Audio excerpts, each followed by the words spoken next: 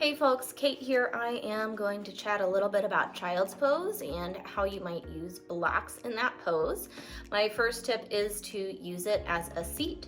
So like, subscribe, and keep watching.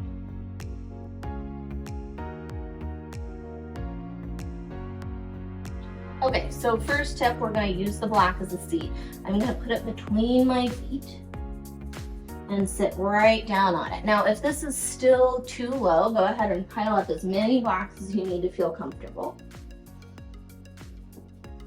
Okay, that's a little bit too high for me, so I'm going to stick with one. This does a couple of things. It decreases this angle in your knee, and it also gives you a little bit more space in your ankles here. So especially if you're somebody who doesn't feel like they can get onto the tops of the feet, this can relieve some of that pressure. Then from here, you can adjust your knees whichever way that feels comfortable for you. And then go ahead and make your way into your child's pose. The other thing that this allows is if in child's pose you have trouble getting both your hips down and your forehead down, this gives you a little bit of a boost in your hips, so you're able to better relax your head forward. All right, tip number 2, we are actually going to use the block underneath the head. And you can do both. I'm just going to do one at a time for the purposes of this video. But you want to set the block so that your forehead comfortably rests.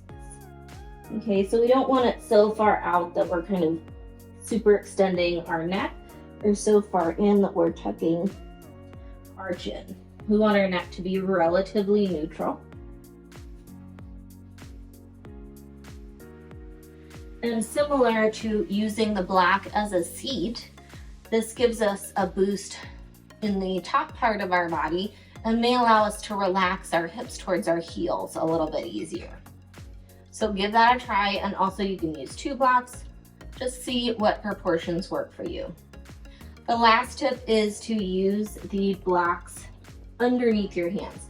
I really suggest you do this on their lowest height because it can be a pretty intense stretch. And after you've done a little bit of warm up, just not when you're totally cold. So I'm going to keep my hands flat on the blocks. Let's move back a little bit here. And then I'm going to sink down.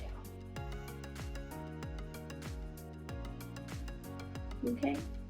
And this gives me quite a bit of stretch, like across the middle of my back and up into my kind of chest and shoulders, because I have gravity kind of pulling my torso past my shoulders.